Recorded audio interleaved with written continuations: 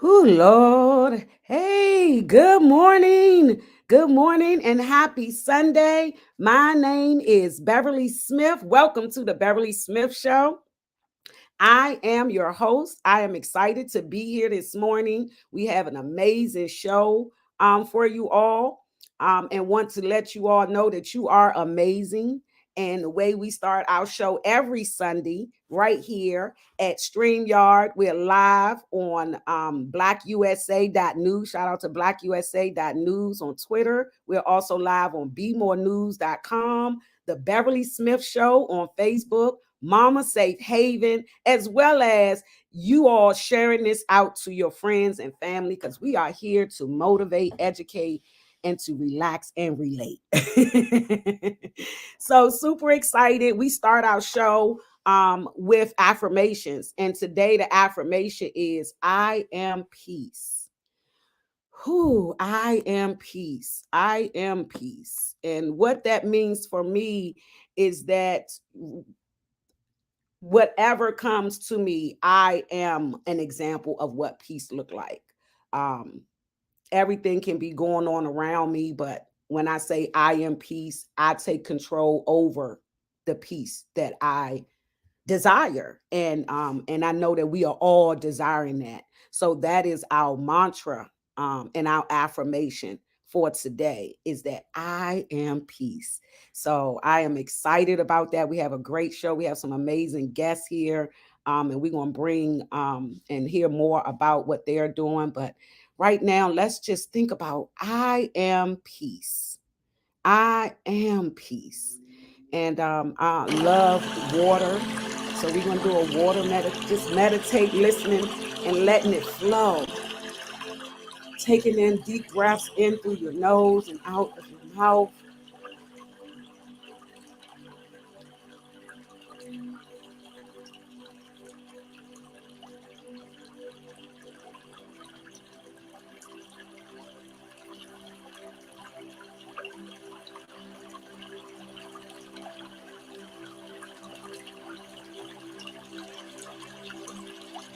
I am peace.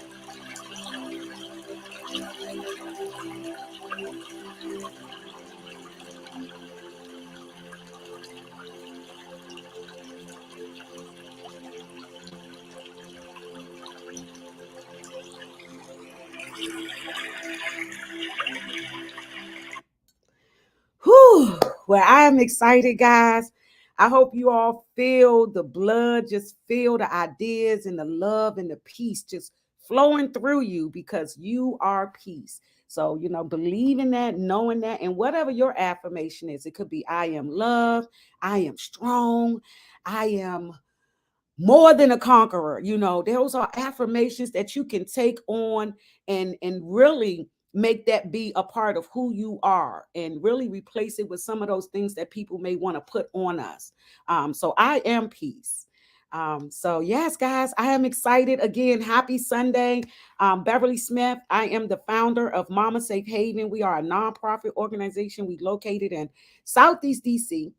And our mission is right here. Our mission is to provide a safe space conducive for individuals to heal from trauma. And we do that in partnership with individuals, businesses, and organizations in the community who have like minded missions. And I'm super excited about my guests slash co-hosts. All of our guests are our co-hosts for the show.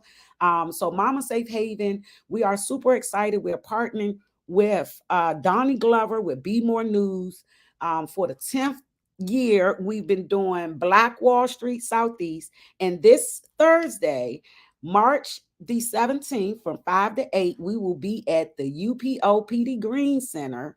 And that's at 2907 Martin Luther King Avenue. And that's in Southeast DC. We will be hosting our 10th addition to Black Wall Street Southeast. And today we are joined with some of our honorees who have not just accepted this award, but they have accepted the call on their life to do something that is really bigger than them, and I commend them. I am honored to be able to pick up the phone and give them a call and partner and do some great things in the community. So Black Wall Street, when I think of Black Wall Street, I think of nepotism. And nepotism is really just about us taking care of our people, making sure that we look out for our kinfolk. And it's so important that we do that. And we do that in a way by bridging the gaps. So Black Wall Street, Mr. Donnie Glover will be on shortly, and I will allow him to give you all the history. For those who don't know the history of Black Wall Street and where that name came from, we will have more information about that. But I am excited to introduce to you all our guests that we have on the show, Miss Cheryl Maxwell. Good morning, Cheryl. Cheryl is the founder of the Curly Ann Foundation, and she's also the face for Black Mental Health Alliance. I am super excited. Good morning. Good morning. Yes, super excited to have you, Cheryl. How are you this morning? Oh, God is good. Yes. God is good. Yes. I'm feeling just fine to be able to join you and your audience and other guests this morning. Thank you so very much for the honor and the privilege. Yes, thank you, Cheryl. I'm gonna tell you guys, I had a lot to say about my sister Cheryl, and how we worked in the trenches for 3 years and continuing. But I also want to introduce to you all, or reintroduce to some, because I know he's well known in our community. But want to introduce to some of you all who don't know Mr. Glenn Ogilvie. I hope I didn't mess up your last name. You got Awesome. So he is the executive director for the advancement for nonprofits here in Washington, D.C. So welcome, Glenn. Good morning. Welcome. Thank you, Beverly. I really appreciate you having me on. Super excited, feeling powerful and grateful this morning, and also humble. So looking forward to the program. Awesome. So glad that you were able to answer the call. And I mean, so many calls that you have answered in relation to bridging the gap for nonprofits who are boots on the ground doing the work.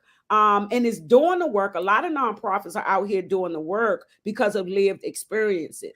So a lot of it is really coming off of passion, right? So to identify with someone is needed as it relates to the resources that is needed in the community. But what I really love about what you bring to the table is that missing piece in some organizations. I'm not going to say all organizations in DC is missing this, but I know the majority are, and that is that back end support. So Glenn, tell us a little bit. This is super exciting to have this in our community, and it's important for everyone to know that you all exist and that what you all have to offer for our community. Oh, I appreciate it, and I appreciate your words. You hit the nail right on the head. Our organizations and our people, we are focused and thriving. We are passionate. We are engaged in solving the problem, addressing the issues. But sometimes addressing those issues, there's a huge barrier to activating resources. And to activate those resources, we need a really powerful business office as well. We need good financial management. We need diversified revenue streams for fundraising. They want us to have 2 annual audits that are clean and good and 990s filed. So all this business and paperwork that in some cases prevents a small, powerful, and passionate organization full of people who are experts at the work. It prevents them from getting that work done. So I'm CEO at the Center for Nonprofit Advancement, and for 42 years, we've been supporting Washington, D.C. organizations to do just that. Awesome. That right there. I met Glenn at a community meeting, and we were introduced by Ms. Wendy Glenn. I'm definitely going to mention her name. And she introduced us in a form of, letting us know that this is someone who can support. And I'm mentioning this because it's very important for us and those who are reaching out and asking about, hey, where's the support? It's so important for us to follow up with that information that is given to us as it relates to the help. So one of the things that I've noticed that sometimes is that next step, and making that follow-up phone call as it relates to seeing what is out there once you find the information, but following up to ensure that you get what you came for, that the relationship is purposeful, And that is really important in community work, because teamwork makes the dream work, so thank you so much. One of the things that I'm excited about is the opportunities that are coming in our community, and our people being educated on that, and you all offer that as well. We've been on Zoom calls and workshops as it relates to just really understanding business. We talked about how to promote your business, understanding the business. Can you talk a little bit about your workshops that you offer for the community? Sure. And I'm over here looking up follow up in the dictionary. And, ironically enough, I see your picture. And Oh, Mama wow. Safe Haven, you've been so good to follow up and to really stay ahead of the curve of Yes. classes that we offer. We do about 80 classes per year, ranging from basic to advanced knowledge in all of the core competencies necessary to run a powerful organization. Awesome. Financial management, fundraising, measures, and outcomes. They want data to prove that what we're doing is getting the results that are actually realizing, that we're actually realizing. Looking at all those ways to do strategic planning and to build our board governance, everything necessary to be powerful. So those classes are one part of our capacity building. We're also offering coaching and technical assistance, fiscal sponsorship, as you know, Beverly. We're finding a way to meet any organization where they are to help them scale and advance to the next level. Yes, and I am definitely Mama Safe Haven. We are a witness to the support that we receive from the advancement of nonprofits in regards to fiduciary agents and things like that. So anyone out there who is looking to start a nonprofit and you want to, get the information first, which I think is really important, is for you to do that groundwork yourself instead of putting that in the hands of someone else when you really want to help. But if that is a little much for you to understand a lot of the back end work, I know that was something that we did with Mama Safe Haven. We had to handle all of that and do the front end work. But having Glenn is, I'm telling you guys, we're gonna make sure that you get his information, and then you can also get more information at our Black Wall Street Southeast, because Glenn is an honoree. So thank you so much, Glenn. We'll be right back with you, though. I know you're going to stay with us for a while. Right. And excited. Want to introduce Mr. Eric Weaver is on the call. Mr. Eric Weaver with NARC. Good morning, brother. Good morning. How are you this morning? I'm good, and you? Great. Great work that you're doing in the community as it relates to those who they want to keep locked up. They want to, once they come out, a lot of rights have been stripped from our people. And, for you to be someone that went through that and have the power to come out and help, and not just, help in a way that satisfy you, but you actually have real results of people who needed a helping hand and someone, and kind of coach them through that with program and services. So thank you so much, Eric, for Thank what you do. And that's why Be More News and Mama Safe Haven is honoring you with a Black Wall Street Award. Thank you. Thank you. Yes.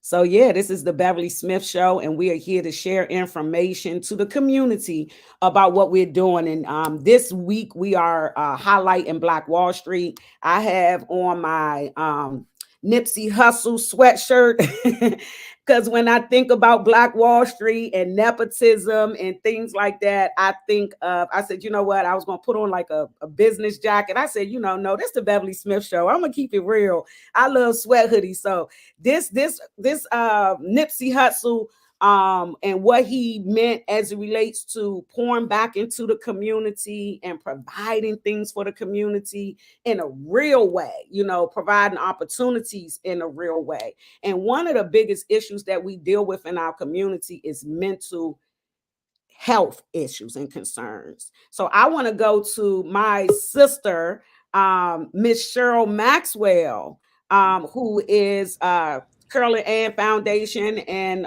really for Southeast, the face for Black Mental Health Alliance. Cheryl. How Yes, are yes, you? yes. Yes. Oh, once again, How does just it work and what you do and why you do what you do. all right. Let me start by giving some background, the backstory with the Carolyn Ann Foundation. But let me preface that by welcoming everyone in the audience to the show this morning. The Carolyn Ann Foundation is a legacy to my sister, Carolyn Ann Watts, an incredible artist. The Carolyn Ann Foundation uses her art to not only show that we are by our very nature, and when I say we, I mean African American people, African Americans, Africans, period. We are by our very nature creative people. And her work was a result of the gift that she had been given, but also the result of something that had been going on in our environment. And with that being said, we're talking about mental health. We're talking about particularly those issues that are generational. We didn't know what to call it. We didn't know how to talk about it as children, as young adults. We're glad, very glad now that the conversations are no longer something that have to be held in the back rooms or something that you find in the closet. We are now able to speak about it openly. And I would hope that that in part is due to the work that organizations such as the Carolyn Ann Foundation and the Black Mental Health Alliance have been doing. We're looking at the issues particularly that are not of our own doing. And by that, I mean trauma, microaggressions, racism. Let's just call it what it is. The elephant is in the room and the elephant is walking all over us. And we have ways through our collective efforts to be able to address that. When we step back and look at what's going on around the world, we're not doing such a good job when it comes to our children and protecting them and nurturing them and providing for them the model that will allow them to be adults that are confident in themselves, secure in themselves. That's not to say everyone, that's not to say every child, but too many of them in the world and in our communities. Well, what do we do about it? What can we do about it? Why do anything at all? I had someone say to me the other day, with the condition of the world, that we're going to just implode. So why do you try to do anything else? It's just going to happen. Well, that's because we know that regardless of circumstances and situations around us, we have a responsibility to ourselves and to those who are around us. I'd like to think, just like Mama Safe Haven, this wonderful organization led by this dynamic woman that we're looking at, Beverly Smith, I'd like to think that everyone understands that irrespective, we have a responsibility to one another. Our village, we can reassemble it. We know that a part of what has devastated us as African Americans and Black African Americans particularly is the fact that that concept of the village, Ubuntu, you are because we are. We know that the importance of that concept is missing, and we are working hard to reconstruct it because it's absolutely necessary. We also have to take a look at our environments, our homes. We've got a lot of children, and that's where our story comes in, the Carolyn Ann Foundation, my sister and myself. Having mental health issues within the family that were not addressed, the trauma that wasn't addressed.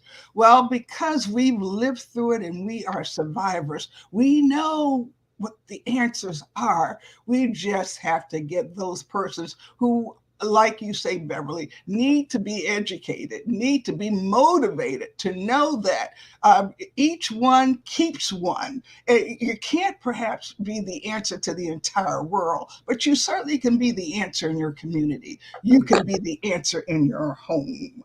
Okay, so then Where do we move from here, and how does that tie to the Black Wall Street and the awards for which, thank you, Carolyn Ann and others, are being recognized?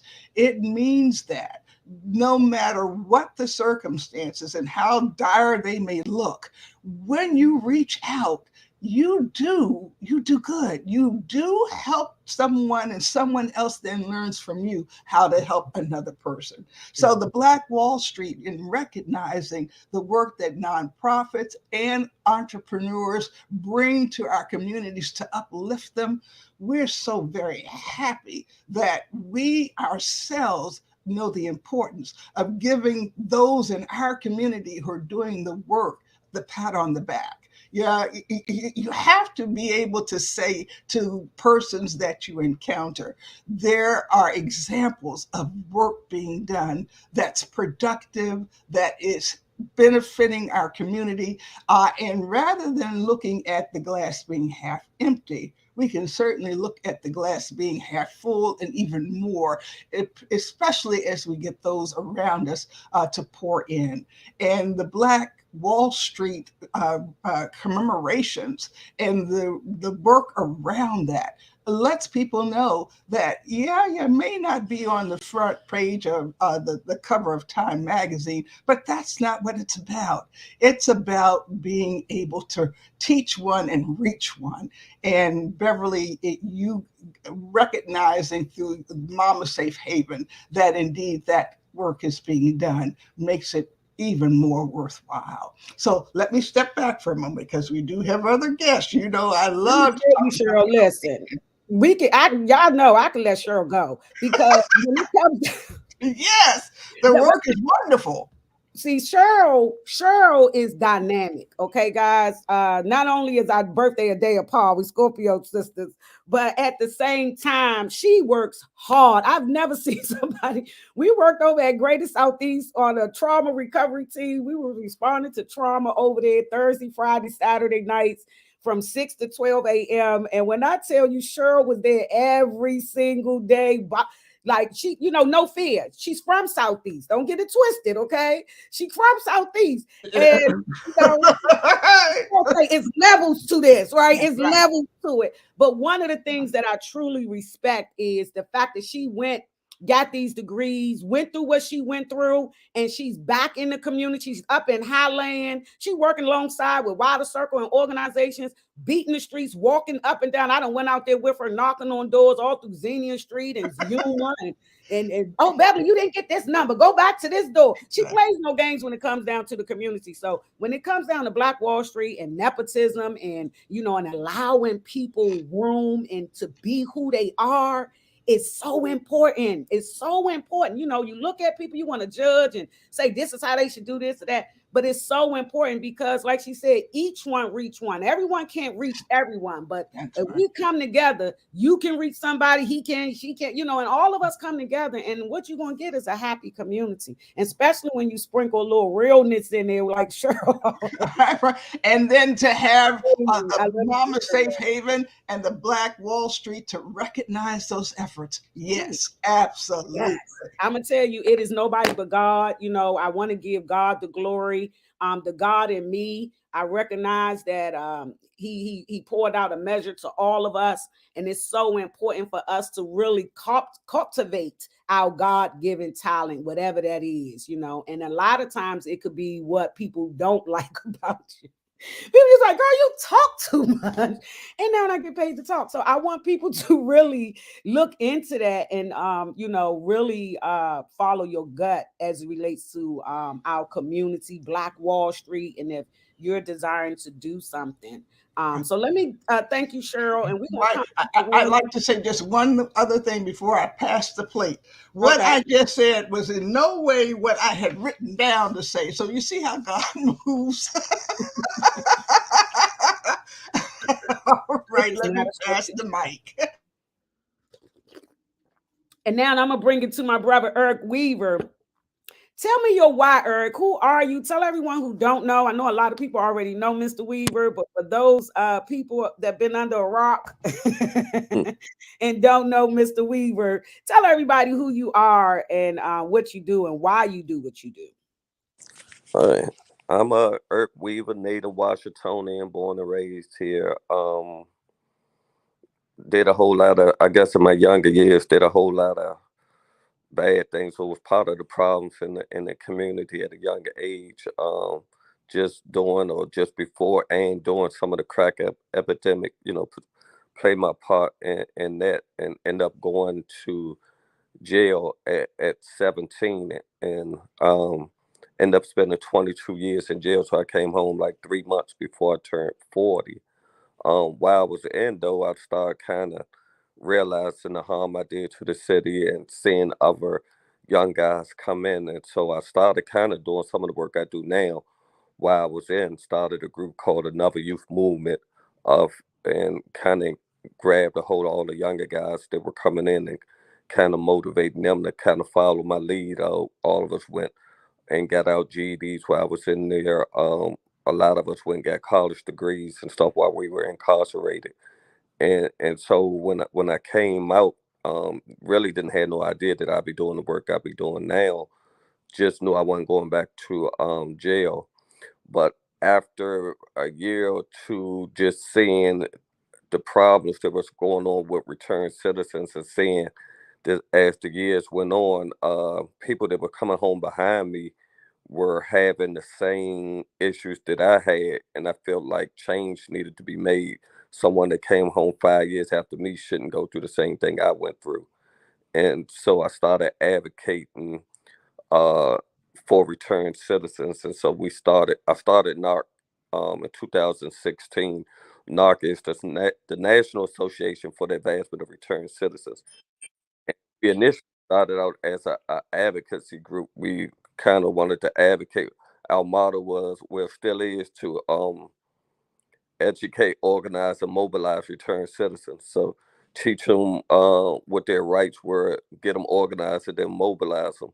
One of the things I found out when I first came home that I guess we didn't know about being incarcerated, that when you came home in D.C., you still had the right to vote. We didn't lose that coming home. And so I feel like that was a power play for us. So kind of try to educate our population on that, mobilize us, and that's how we start getting familiar with some of the council members that's in office now, like the Trayon Whites and the Robert Whites, um, and Kenya McDuffie and stuff, and we were instrumental in some of those elections as well. And when they talk about returned citizens in D.C., they always throw the number out 70,000 returned citizens. So I just look at some of the races, some of the elections when people won elections with only getting 3,000 votes, or when only 6,000 people voted in the whole ward, and looked at what we can do with 70,000 returned citizens. And so just pushing that, and then we started getting into other things. We started the support group, which we do every Wednesday. And one of the things that I saw was that a lot of people were coming home, and even the ones that were getting jobs or getting some help, they still needed some type of support, like some handhold and some mentorship, and being able to talk in a safe space about the burdens that they were going through, and how to overcome them. So the support group is kind of like a NAAA type atmosphere, where it's led by returned citizens that have had success with reentry, and just helping the ones coming home now overcome those obstacles, or understanding how we overcame them and trying to help each other overcome 'em. And after that, we started doing stuff like getting involved with the violence prevention. We were the first to do the cure violence model here in DC, which we named Cure the Street. And at the time, a lot of people didn't want another model to come to DC. How we territorial, so we didn't want a Chicago program or model to come to DC. A lot of people felt as though we had our own models, like Peaceaholic and Ceasefire, Don't Smoke, the Brother and Sister. But at the time, I looked at it as an opportunity to get more money in the community, to give more people jobs, and to still um, get more people to help with the problem that they were once a part of. And so we started cure the street. I think the first year they only put like $365,000 in the program, and that was 3 years ago. Now the program is up to like I think 8 million or 9 million. This out in the community just from that program. So we were instrumental in that. And of course, during the course of doing this work, my son got killed. This month I made 3 years. So just being able to have to push through that, I think shows people my dedication to this work, because I wasn't always this Earth Weaver. I was another Earth Weaver, and I think a lot of people expected me to go back to the old Earth Weaver when my son got killed. But just to show that I'm serious about this work, and that we got to stay true to it. I stayed the course and helped move the program along. So my why is because just being a part of the problem and wanting to be a part of the solution, and just want to see better for our people, returned citizens, as well as our youth that are growing up now. So that's why I do what I do. Man, Eric, thank you. Let me say that. Thank you. Thank you. My brother did 30 years, and he came home addicted to drugs and couldn't get off. Um, couldn't get that box off his leg, didn't want to, couldn't get out of that men's shelter up at St. E's. Um, and stuff happens in there. He got locked up at 19, came home 3 months shy of his 50th birthday. So he did 30 years. And and that's why I say thank you, because you showed that it's possible, right?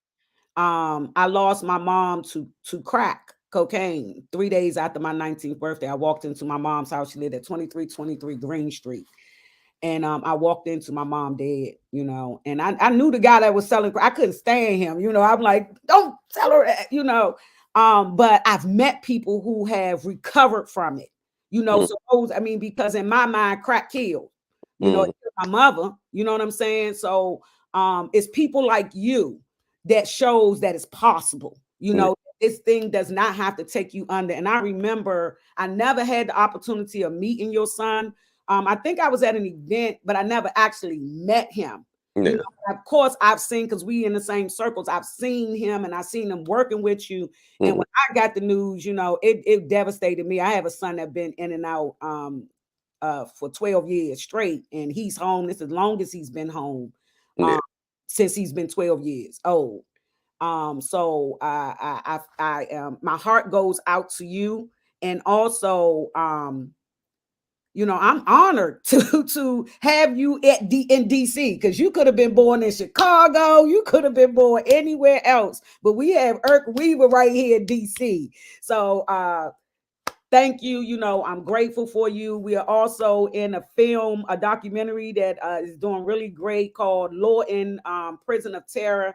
So we did interviews for that movie that is showing. It's actually a viewing today that was sold out. So for me, that movie was redemption. I went through a lot visiting my brother, and then my daughter's father was incarcerated. So I would go down there and visit him. And, I'm not going to go into all of how dedicated I was to him and different things that went on. But that movie, and having it shown in a way that makes us human, that shows that we are human. People don't understand that lifestyle when, the crack epidemic was a serious thing.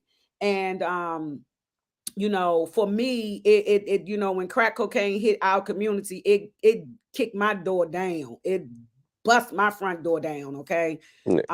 So I am honored to, be able to say that I've been through those things, and we standing and we making a difference. So thank you again.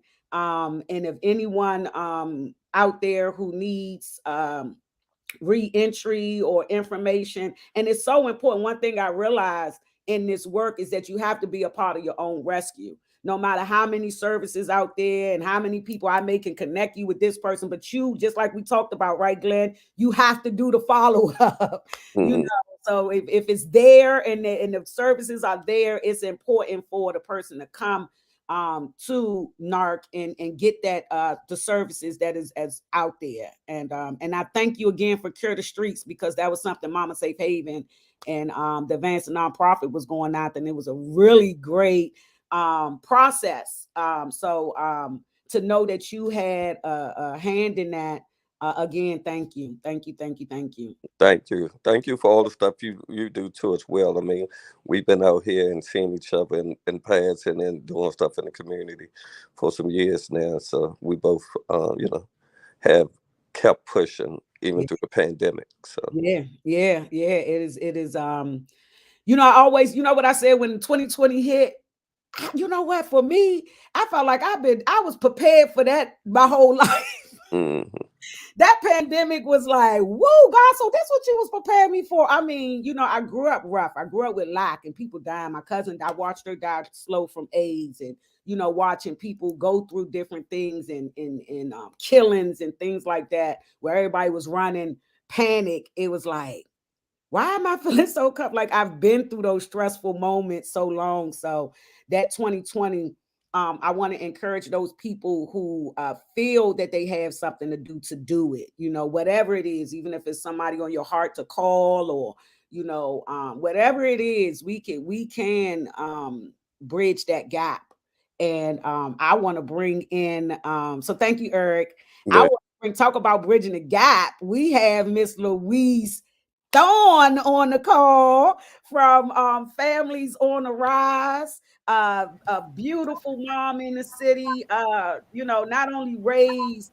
Well, let her tell it. Hi, Louise, how are you? Thank you for popping on early this morning. Sure, not a problem. Good morning, everyone, and I'm very, very honored to be a recipient. I Black Wall Street. Thank you for the honor. I'm the mom of 12 wonderful children, 9 daughters and 3 sons that my husband and I have raised. And our kids were raised in Wellington Park. And if anyone knows what Wellington Park is, it's really, really rough there. So when you make it up out of there, that's a plus in itself. And so with raising so many children and not parenting doesn't come with a handbook, to be honest. People can write books all day long, but it's up to the individual of raising your child the way you think they should be raised. And so no way is the perfect way, but the way is the learned way.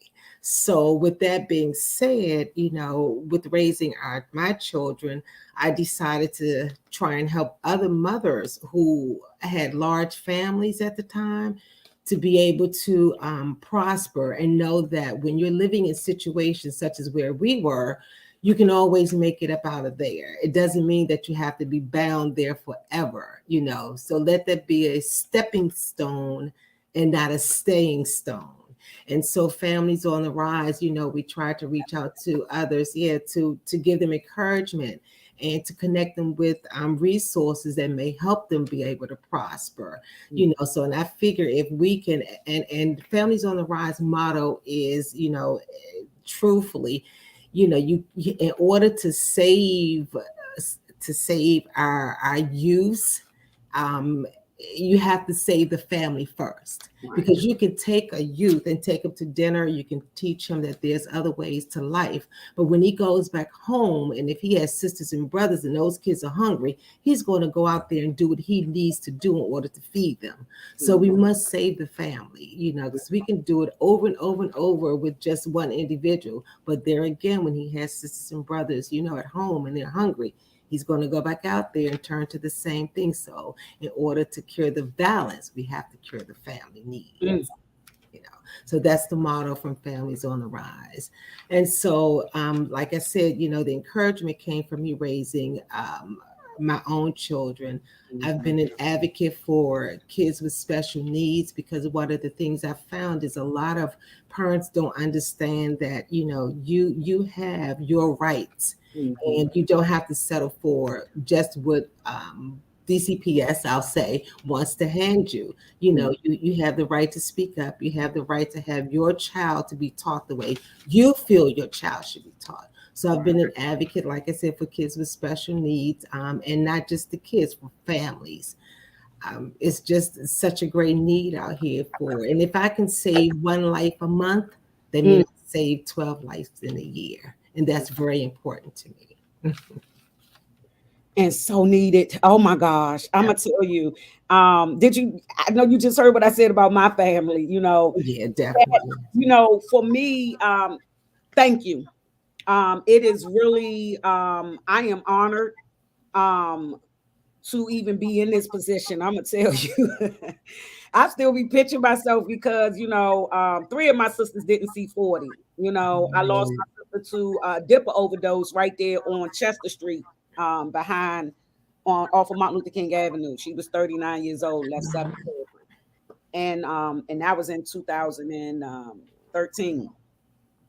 So to be here, man, I'm telling you, I do not take it. I do not take it for granted. And it's, and I'm saying that to you because it's like you said, parenting does not come with a handbook, and to be able to walk through Wellington Park, I had, I'm from Southeast, so I've been to Wellington Park. And so to raise, and I know your children, you didn't just raise them, they are all successful, they are all out here standing on their own in their own right. And that says a lot. So I thank you for what you are doing, not just, you created community helpers, right? That's what I say. Definitely. My children are community helpers too. So Yes. it's important for us to really pour into our seeds so they can go out and be that. And then not only did you do that, but you poured into other children. And now you're doing it even more, working with in the council member's office in constituent services. So you Yes. are directly receiving phone calls for different situations. And because you're in the community, from the community, a mom, understand it don't get no better than that. Somebody calling the Definitely. constituent service and getting someone like Miss Thorne on the phone. Miss Thorne not playing with, come on now. 311, so thank you. Thank you. No problem. No problem. I enjoy what I do.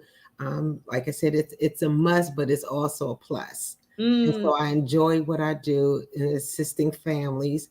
I will continue to assist families in every need that is necessary to help them be able to prosper and understand just because you have a large family or you are where you are doesn't mean you have to stay there. It doesn't mean that your family cannot be successful. All of my daughters they're doing remarkably well. Remarkably well. The boys are doing well. So, I am, I'm truly blessed, to be honest. And, my rules were my rules. I guess I used to think I was me myself, but when you're raising children, like I said, it doesn't come with a handbook. And I tell anyone, it takes a plus to be a parent. Anyone can be a mother or father. We have children that are having babies that are having babies at 12 or 13 now. And that makes you a mom, but you have to learn to become a parent. And so that's something that's learned, then the title is earned, and then you understand. that is so grateful and so deserving. Guys, our honorees, this is just 4 of our honorees: Miss Cheryl Maxwell, Mr. Glenn Ogilvie, Mr. Eric Weaver, Miss Louise Thorne. We have Mr. Kareem Moet. We have Miss Angela Clemens, Miss Sandy Allen, Salim Adolfi. I should have a list of honorees right here with me. But we are going to post them. We're going to announce all of our honorees who are so deserving, and want to give a major shout out to the UPO Center. Petey Green have been a huge support of organizations in the city, as well as for Mama Safe Haven. We have been hosting events there. Man, I remember when my background is early childhood, so I worked in daycares and charter schools all through the city. But when I decided to walk away from the small classroom and go out into the community, one of the first places I went to DC Housing first, and then I went to UPO. But ever since the first day I walked into UPO, they had provided opportunities. Whatever I needed, if I if even if I needed a table for an event or a clipboard, like things that I needed, I knew I could go to UPO. So I want to give a major shout out to that organization that has always been a major support of Mama Safe Haven and others, individuals and family as it relates to support. So I definitely want to mention UPO as one of our major sponsors. Donnie Glover with Be More News. I met Donnie and our relationship picked up when we started talking about our Mayor for Life, Marion Barry. And so we have been hosting Black Wall Street for a while now, and we have honored over 45 individuals, organizations, and businesses with a Black Wall Street Award. So I am super excited about this Thursday. We're going to be at the UPO Center, the PD Green 2907 Martin Luther King Jr. Avenue. That's in Southeast DC. It'll also be hybrid because we do know we are living in some different conditions now. So there will be a Zoom link for those who cannot come out, and we are not really expecting it to be a big crowd of people to come out, although this is a great networking opportunity. So just to speak, Mr. Glover wasn't able to join the show, so I do want to give you all just a little history for those, because we saying Black Wall Street, and one of the things I realized is sometimes I can say things just assuming that people know what I'm talking about. And I don't want to do that in this moment because it's so important. Black Wall Street, 1921, so 100 years, over 101 years ago. Last year was the 100th anniversary of the bombing. So in Tulsa, Oklahoma, back in the 1920s, the early I guess it was like 1915, because it lasted for a good, I think about a good 4 years, 5 years, where Black businesses were thriving in Tulsa, Oklahoma. I mean, we had Black doctors, everything, our money was contained in our community. So everything that we needed, grocery stores, train stations, you name it, everything was Black owned. So the Black dollar stayed in the community. So at that time, white people, and I'm gonna just say it as plain as possible, white people started hating and they got upset and they literally dropped bombs. Okay, they were in airplanes dropping bombs down into these communities and literally killed, I don't want to say millions, but a lot of people were killed. Families and businesses was destroyed, all because of Black people thriving and not the money was not leaving the community. So we fast forward 100 years later, the Black dollar only stays in the community. I haven't seen it. I did this research probably when we first started about 5 years ago, and back then the Black dollar stayed in the community maybe for a couple of hours, right? And when you look at other communities like the Jewish community, they money stay in their community. They circulate it within themselves. So that money stays in their community for at least a month, right? So I'm just using these as examples of how it's important for our dollars to translate back into the hands of someone who look like you, so that that money can in turn come back to you. And how would that money come back to you? Because if you are supporting a Black-owned business, you are helping that person send their child to school, right? So this child is educated instead of out there robbing and stealing. So you're not going to get hit upside your head. Instead of having a robber, you're going to have an educated young man that in your elder years going to help you walk across the street instead of bop you upside your head and take your purse. So it's important for us to pour our money back into the community and the people that you look at, that you see every day, and you say, oh, she started, girl, where she started now? A business, and you need to support it.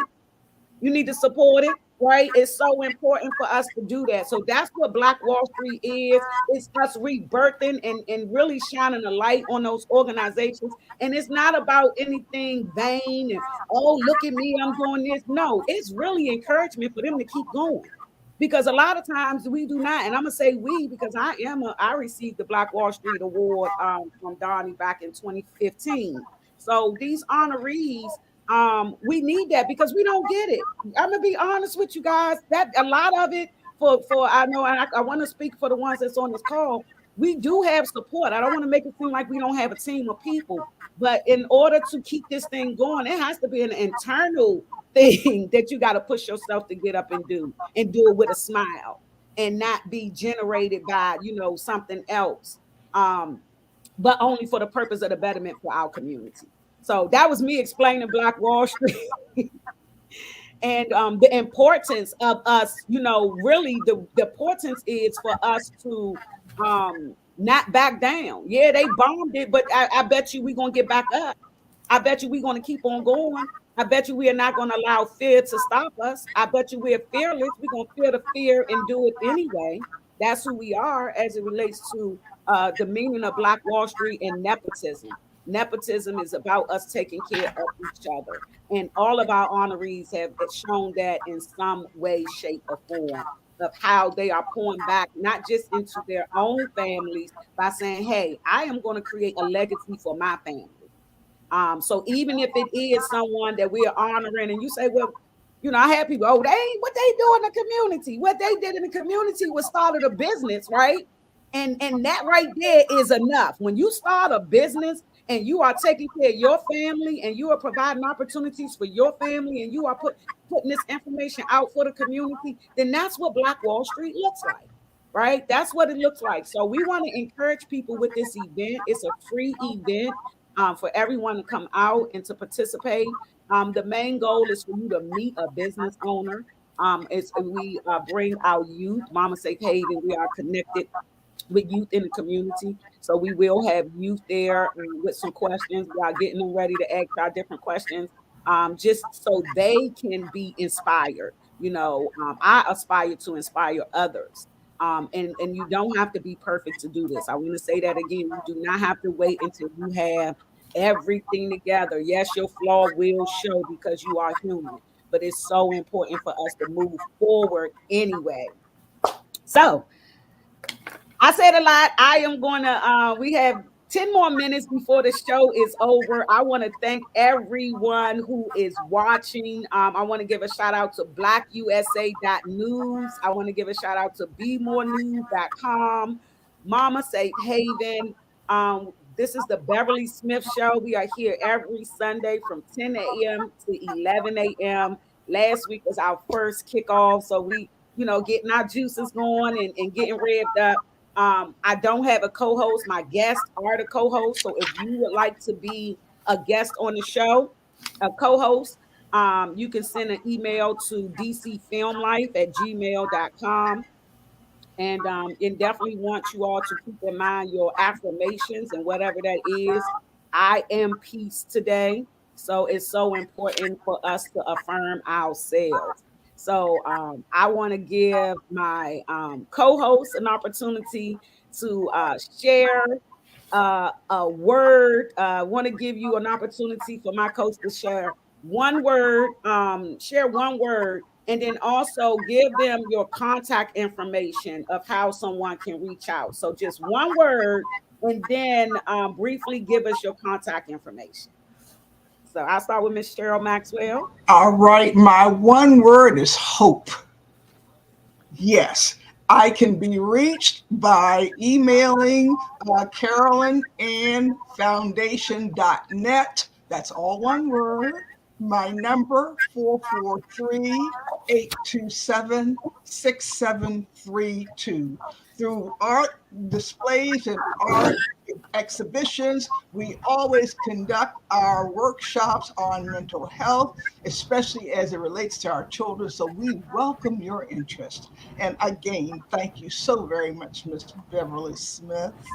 Oh, thank you, Cheryl. All right, Glenn. Beverly, you are amazing, and I'm grateful for today. My one word is perseverance. We want to continue to push through no matter what the conditions are to make sure we get to that finish line that we're all looking for and need so desperately. My email, the way I can be reached is Glenn O. Glenn is with one N, so GLENO @nonprofitadvancement.org. Glenn Ogilvy, my name on all social media, and @Center Nonprofit, Center NONPROF for the center on all social media. Looking forward to it. Awesome. Thank you, Glenn. And Brother Eric. Yes, my one word is strength. I think, as Black people, and even when you talk about the Black Wall, for us to be there and get here shows the strength of our people. Um, and my contact information, my email is naarcdc@gmail.com and uh, naarcdc on Instagram. Awesome. Thank you, brother. And Mama Miss Louise. My one word is strive. Never settle Ooh. for less when you can have the best. My number 202-760-9158. And the email is thornlouise@hotmail.com. Awesome. All right, guys. So my one word is grateful. I am so grateful. I'm gonna tell you guys, y'all are just, y'all fill me up. Today is my grandson's birthday. He is 8 years old today, and he's my love station. I could just call anytime I'm feeling bad. I call him, Mama. What he just, man, that boy just pumps me up. And then to have you all show up for this amazing opportunity to share. I am grateful for the network. I am grateful for my lungs. I'm grateful for the ability to see and taste and touch. I'm just grateful. And I can be reached at Mama Safe Haven. Please check out our website. I've been working hard on it, guys. Go to our website, mamasafehaven.org. Okay, check out the website. We accept donations. We are a tax deductible organization. Black Wall Street, we do have a sponsorship package. So if you would like to be a sponsor, you can get your logo in our material. You can also have your bio in there. You can set up a table. Because it's government property, you cannot sell any items, but you can advertise. So we are definitely looking for sponsors for our Black Wall Street event. Is a great opportunity to network. And like I said, we have bemorenews.com and also Black USA .news that is partnering with us. So we're excited, guys. Go get my book entitled He Kept Me. It is available on Amazon. You can go to amazon.com and get my book. Also, it is Women's History Month, so want to give honor to this beautiful woman who created me. This is my mother, Mary G. Smith. I am because she was here. My mom really was the one that started Mama Safe Haven. We grew up in the community. This was before crack. Woo, Lord, guys, before crack cocaine, my mom was a community mom, just like you, Miss Louise. My mom, my mom was known for one pot meals, so I'm famous for throwing everything in the pot, vegetables, but it was always enough for everybody. I'm number 8 of 9. So I'm like the baby girl. So I would always be in the kitchen with my mom, cutting up the celery and the potatoes. And, it didn't matter who came over, go wash your hands. It's time to eat, and she was the one that took care of all of the children while moms went to work. And, I would be the one, right there with her. Like, my other sisters and everybody be running around playing. She didn't have to call me to help her with the kids. She was babysitting. It was something that I always wanted to do. And so I want to give that shout out to my mom. And in that, my mom used to always call me her little brainiac. So what someone calls you, that you love is so important. If you love someone, find a nice nickname that'll, boost them up. And I'm only saying that because my mom did that for me in the world where so many people was trying to shut me up and put me down and, really pushing me down as it relates to the gift that I had on the inside. So I wanted to close this out with just encouraging people to never give up on your dreams and goals. It's not going to be easy. I know everyone on this call will tell you that it may look easy, but it is not, so don't give up with the first no. Don't give up with that first nobody return your call, or I don't want you to think that us on this call were receiving return calls back and you had all these people show up to volunteer. No, it's not that. So when that happens, keep going. Like someone said, persevere.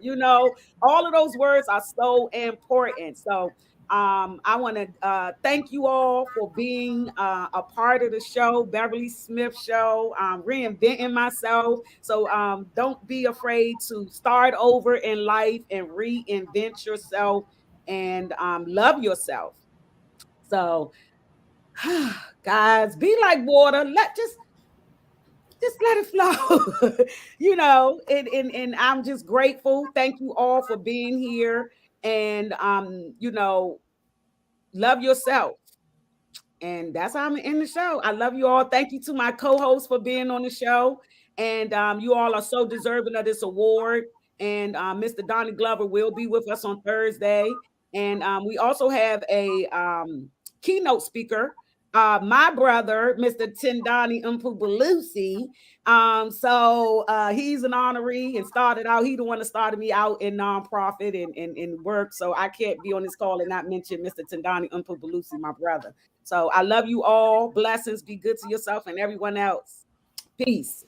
Thank y'all. Be well, everybody. Everybody be safe. Have a great one. Yes. Thank you, guys. Thank you all. Live and love life. I need some music, some going out music. You don't want me to try to sing, do you? That's how we can do the show. Why not? Why not? Miss Thorne, it is so great. It's wonderful to make your acquaintance. You are remarkable too. Thank you. Absolutely. Thank you. Okay. Thanks for having me. Yes, thank I'm you. so I'll see you glad on we had this Thursday. time. Definitely. Yeah. All right, guys. All I'm right. gonna end it now. Love you all. Bye-bye. Bye.